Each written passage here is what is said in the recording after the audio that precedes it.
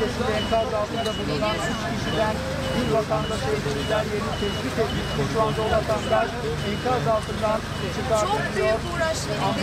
53 saat boyunca özellikle son 8 saat hep aynı noktada geçti. Arama kurtarmak için enkaz altında bulunduğu noktadan çıkartıyor.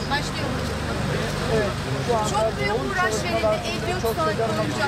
Özellikle son 8 saati aynı noktada geçirdi arama kurtarma ekipleri ve enkaz altındaki 3 kişiden birinin bulamadan o vatandaşın çıkartıldığını görüyoruz. Saatlerdir iyi bir haber bekleniyordu. Ekipler her saniye Bu noktada çalışmalar devam ediyordu.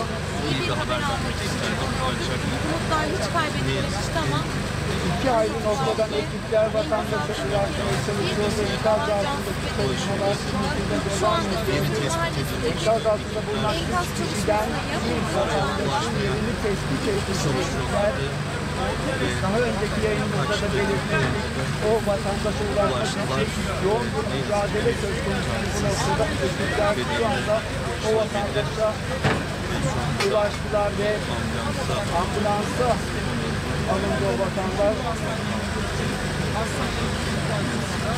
Ancak aldığımız son bilgiye göre vatandaşın hayatını kaybettiğini öğrendik. Gerekçe geçiyoruz ki enkaz altında bulunan 3 vatandaştan birisi ne yazık ki hayatını kaybetti. Bile vatandaşın saatler süren çalışmanın ardından oradan ambulansa geri tespit edilen Türk vatandaştan biri aranıyordu. Çok güzel ama kurtarma ekibi tespit edilen o noktaya 2 aylık yoldan ulaşmaya çalışıyordu.